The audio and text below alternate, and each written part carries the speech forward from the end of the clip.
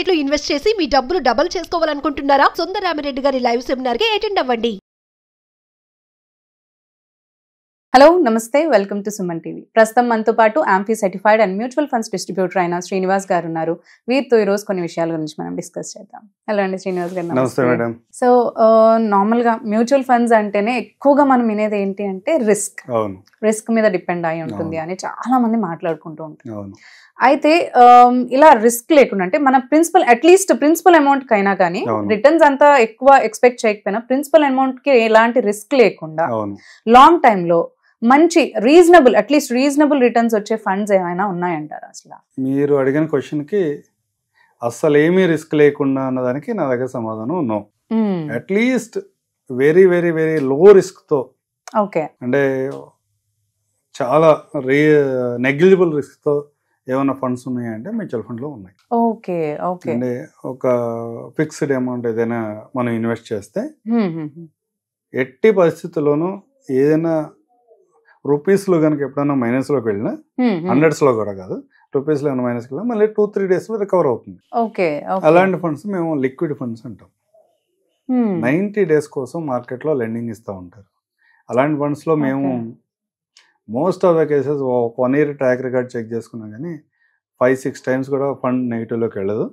వెళ్ళినా కానీ 1 or 2 days లో రికవర్ అవుతుంది. జనరల్ గా ఈ ఫండ్ ఎందుకు మేము ఉపయోగిస్తాము అంటే, ఎవరైనా బిజినెస్ ఓనర్స్ ఉన్నారు, వాళ్ళకి జనరల్ గా కరెంట్ అకౌంట్స్ ఉంటాయి. కరెంట్ అకౌంట్ లో ఏం జరుగుతుంది, అతను ఒక 10 lakhs పెట్టినా లేకపోతే ఏదైనా అమౌంట్ కనుక అక్కడ ఫిక్స్ అతని అకౌంట్ లో హోల్డ్ అయ్యి ఉంటే అతనికి రిటర్న్స్ ఏమి రావు. 100% జీరో రిటర్న్ వస్తుంది. అట్లా కాకుండా అలాంటి వాళ్ళకి మ్యూచువల్ ఫండ్ డిస్ట్రిబ్యూటర్స్ అందరూ కూడా లేదన్నా వీటిని మ్యూచువల్ ఫండ్ లోకి షిఫ్ట్ చేయండి. మీ అవసరం ఎప్పుడైతే ఉందో అప్పటికి 1 day ముందు కనుక మీరు విత్డ్రాల్ పెట్టుకుంటే మీ అకౌంట్లో ట్రాన్స్ఫర్ అవుతుంది. మీ అవసరాన్ని తెచ్చుకోండి. సపోజ్ ఏదైనా పర్చేజ్ చేయడానికి లేదా ఎంప్లాయీ శాలరీస్ కోసం ఒక సమ్ అమౌంట్ ఇక్కడ ఇన్వెస్ట్ చేశారు, వాళ్ళ అకౌంట్లో హోల్డ్ చేసింది. మ్యూచువల్ ఫండ్ డిస్ట్రిబ్యూటర్స్ ఏం చేస్తారంటే ఈ అకౌంట్ ఇక్కడ కాకుండా మ్యూచువల్ ఫండ్ లో హోల్డ్ చేయండి. మీ అకౌంట్ లో ఉంటే జీరో రిటర్న్. సర్టెన్ టైం ఏమన్నా ఉంటుందా? ఏముండదు. ఈ రోజు ఇన్వెస్ట్ చేసి రేపు కూడా విత్డ్రా చేయొచ్చు. అయినా రిటర్న్స్ వస్తాయి. అంటే 1 dayకి మీరు మ్యూచువల్ ఫండ్ ఇలాంటి ఫండ్స్ లో కూడా ఇన్వెస్ట్ చేస్తే దగ్గర 15 to 18 rupees per 1 lakh వచ్చే అవకాశం ఉంటుంది. అలాంటివి షార్ట్ టర్మ్ పార్కింగ్ కోసం ఏదైతే ఉంటే వాటిని యూజ్ చేస్తాం. ఈవెన్ మన సేవింగ్ అకౌంట్ అయినా 6 to 7 rupees వస్తుంది. 1 lakh ఉంటే ఒక రోజుకి 6 to 7 rupees వస్తుంది. అదే ఆ అమౌంట్ మన సేవింగ్ అకౌంట్ లో కాకుండా మ్యూచువల్ ఫండ్ అకౌంట్ లో ట్రాన్స్ఫర్ చేస్తే 15 to 18 rupees వస్తుంది రోజుకి 1 lakh కి. అలాంటి ఫండ్స్ ని ఉపయోగిస్తాం. ఇవే ఫండ్స్ ని మీరు అడిగిన క్వశ్చన్ కనెక్ట్ చేసుకుంటే చాలా ఎంసెస్ ప్రాఫిట్ ట్రాన్స్ఫర్ అనే ఒక ఆప్షన్ ఉంది. మీ ఇన్వెస్ట్మెంట్ ని ఒక లిక్విడ్ ఫండ్ లో ఇన్వెస్ట్ చేసి ప్రతి నెల మేము రిటర్న్ అంటాము, మీరు ఇంట్రెస్ట్ అంటారు. మేము ప్రాఫిట్ అంటాము, మీరు ఇంట్రెస్ట్ అంటారు. ఏదైనా కానీ అదే ఒక అమౌంట్ సర్టెన్ అమౌంట్ అయితే యాడ్ అవుతా ఉంటుంది ప్రతి నెల. ఆ అమౌంట్ యాడ్ అయిన అమౌంట్ కనుక టార్గెట్ ఒక ఈక్విటీ ఫండ్ లోకి ట్రాన్స్ఫర్ చేసుకుంటూ వెళితే అట్లీస్ట్ ఒక 10-15 years కనుక మీరు ఇట్లా కంటిన్యూ చేయగలిగితే మీకు వచ్చే ఎఫ్డి రిటర్న్ కన్నా ఒక 3 to 4% ఎక్కువ రిటర్న్ జనరేట్ చేయగలుగుతాం. ఇది కూడా mutual fund equity funds 13% return generate చేస్తేనే.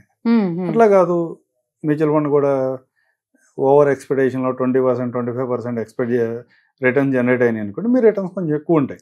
కానీ మనం ఎక్స్పెక్ట్ చేయొద్దు వాటిని. దీంట్లో ఎలా ఉంటుంది, ఎవరు ఇన్వెస్ట్ చేయొచ్చు. సహజంగా ఎఫ్డీస్ లో ఇన్వెస్ట్ చేస్తూ ఉంటారు, వాళ్ళకి వచ్చే రిటర్న్ అది ప్రాపర్ గా సరిపోదు వాళ్ళకి. అలాంటి వాళ్ళు ఈ స్ట్రాటజీని అప్లై చేసి అట్లీస్ట్ ఇంట్రెస్ట్ ని మంత్లీ ఇన్కమ్ ప్లాన్స్ అంటాము, లేదా రకరకాల ప్లాన్స్ తో బ్యాంక్స్ లో జరుగుతూ ఉంటుంది, పోస్ట్ ఆఫీస్ కానీ. అలాంటి అమౌంట్ ని ఇలాంటి లిక్విడ్ ఫండ్ లో ఇన్వెస్ట్ చేసి ఆటోమేటిక్ గా బ్యాలెన్స్ ట్రాన్స్ఫర్ అయిన ఆప్షన్ ద్వారా చేసుకుంటే ఈ రకమైన రిటర్న్ జనరేట్ చేయగలరు. హ్యూజ్ అమౌంట్ ఉండాలంటారా? బేసిక్ 50,000 నుంచి కూడా స్టార్ట్ చేయొచ్చు. 50,000 నుంచి కూడా స్టార్ట్ చేయొచ్చు. సపోజ్ ఒక 10 lakhs ఇన్వెస్ట్మెంట్ చేశారు ఇదే కాన్సెప్ట్ లో, ఒక 15 years ఉంటాయి కనుక అతనికి బ్యాంక్ లో ఉన్న అమౌంట్ కి మ్యూచువల్ ఫండ్ లో 13% జనరేట్ చేసిన అమౌంట్ ఈ స్ట్రాటజీని ఉపయోగించడం వల్ల వచ్చే వేరియేషన్ దగ్గర 10 లక్షలు. ఒక 10 lakhs ఎఫ్డీకి అయితే 24 లక్షలు వస్తాయి. ఈ స్ట్రాటజీని కూడా అప్లై చేయగలిగితే 34 లక్షలు వస్తాయి. అదే 20 years అతను ఉంటే కనుక ఈ స్ట్రాటజీలో అతనికి 26 లక్షలు వర్కౌట్ అవుతుంది ఎక్స్ట్రా. 33 lakhs ఓన్లీ ఎఫ్డి పెట్టుకుంటే రిటర్న్ వస్తే ఇక్కడ దగ్గర 60 lakhs వస్తుంది. 60 lakhs వరకు వస్తుంది. ఎంత పీరియడ్ అన్నారు టైం పీరియడ్? ఇది నేను 15-20 years 15-20 years. అదే 5 years కు చూసుకుంటే కనుక అతనికి ఒక 50,000 ఎక్స్ట్రా వస్తుంది. పీరియడ్ తక్కువ కదా, రిటర్న్స్ కూడా తక్కువగానే ఉంటాయి. అదే 10 years అయితే ఒక 3 lakhs వరకు ఎక్స్ట్రా రావడానికి అవకాశం ఉంది. దీంట్లో ఇంకో క్వశ్చన్ ఏంటంటే, మీరు ఈ ప్రిన్సిపల్ అమౌంట్ మొత్తం కూడా నేను మ్యూచువల్ ఫండ్ లోనే ఇన్వెస్ట్ చేయాలా? మీరు ఎంత మాట్లాడుతున్నా కానీ నాకు ఎక్కడో నెగిటివ్ ఉంది మ్యూచువల్ ఫండ్ మీద, రిస్క్ రిస్క్ రిస్క్ అనే మాట్లాడతారు కాబట్టి నేను ప్రిన్సిపల్ అమౌంట్ ఏమైనా అవుతుందా అనే ఏమైనా అవుతుందా అనే భయం ఉంటది కాబట్టి నేను అది కూడా యాక్సెప్ట్ చేయలేకపోతున్నాను. మరి ఇంకా ఏ విధంగా చేసుకోవచ్చు అంటే, బ్యాంక్స్ లో మంత్లీ ఇన్కమ్ స్కీమ్స్ ఉంటాయి, పోస్ట్ ఆఫీస్ లో కూడా మంత్లీ ఇన్కమ్ స్కీమ్స్ ఉంటాయి, MIS అంటారు.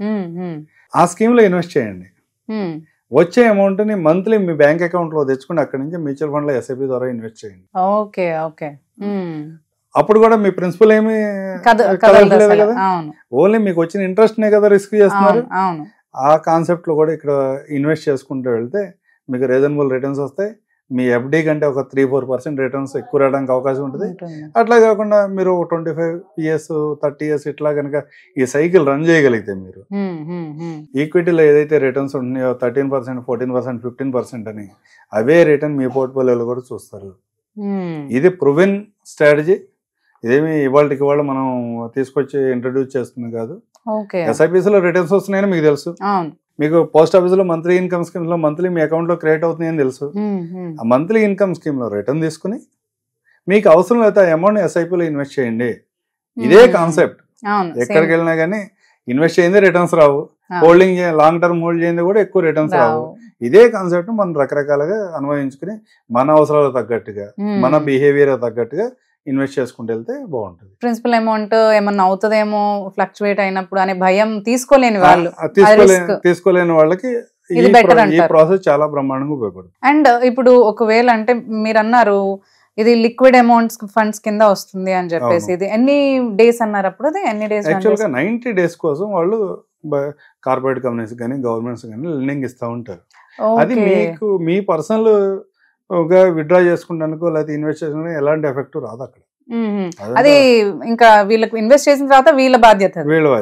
ఆటోమేటిక్ గా మీరు ఎప్పుడు కావాలంటే అప్పుడు విత్డ్రా చేసుకోవచ్చు. 1 working day లో మీ అకౌంట్ లో క్రియేట్ అవుతుంది. ఆ టైం పీరియడ్ తో మనకి ఏం సంబంధం లేదు. ఓకే, అంటే ఇట్లా ఈ ఫండ్ కి ఏమన్నా అంటే పర్సెంటేజ్ ఎక్కువ ఉంటుందని ఏమన్నా ఉంటుందా? లేకపోతే పర్సెంటేజ్ తక్కువే ఉంటుంది. యాక్చువల్ గా అక్కడ మనం రిటర్న్ జనరేట్ చేస్తే 6 to 6.5-7% లోపే ఉంటుంది రిటర్న్ వచ్చేపాటికి. కానీ మనం యావరేజ్ 6.5% తీసుకున్నాం అంటే ప్రిన్సిపల్ సేఫ్ ఉన్నప్పుడు ఆటోమేటిక్ గా రిటర్న్స్ తక్కువ ఉంటాయి. రిస్క్ ఉంటేనే రిటర్న్స్ కూడా హై ఉంటాయి. రిస్క్ లేదు కాబట్టి రిటర్న్స్ కూడా తక్కువ. అట్లీస్ట్ వచ్చిన రిటర్న్ రిస్క్ చేస్తున్నాం. అట్లీస్ట్ అంటే మీరు కంపారిటబుల్ FD లో ఊరికెలా తక్కువ పర్సెంట్ ఉండే కంటే ఇందులో పెట్టుకుంటే బెటర్ అని అంటున్నారు. సపోజ్ ఒక 15% రిటర్న్ వచ్చింది, 20 years హోల్డ్ చేస్తే ఈ స్ట్రాటజీ ఏం ఉపయోగించకపోతే అతను 6.5% వర్కౌట్ అవుతుంది. ఈ స్ట్రాటజీ ఉపయోగిస్తే అతనికి 11% రిటర్న్ వస్తుంది. ఆల్మోస్ట్ డబుల్ కదా. అదే కొంచెం ఎక్కువ రిటర్న్ జనరేట్ చేయగలిగాం అనుకోండి మార్కెట్ లో, ఇంకో 2% ఎక్కువ వస్తుంది. 18% కట్టలేదు అనుకోండి, ఇంకో 2% ఎక్కువ వస్తుంది, 13% వస్తుంది. 13% ఆల్మోస్ట్ ఆల్ ఈక్విటీ రిటర్న్. 13% మనం ఎక్స్పెక్ట్ చేయలేం కానీ 13% వస్తే కనుక ఈక్విటీ రిటర్న్ వచ్చినట్టే కదా. అంటే మీ ప్రిన్సిపల్ రిస్క్ చేయకుండా ఓన్లీ ఇంట్రెస్ట్ పార్ట్ మాత్రమే రిస్క్ చేసి ఇలాంటి స్ట్రాటజీని ఉపయోగిస్తే కూడా ఫ్యూచర్ లో మంచి రిటర్న్స్ వస్తాయి. ఓకే, థ్యాంక్ యూ అండి శ్రీనివాస్. థ్యాంక్ యూ అండి.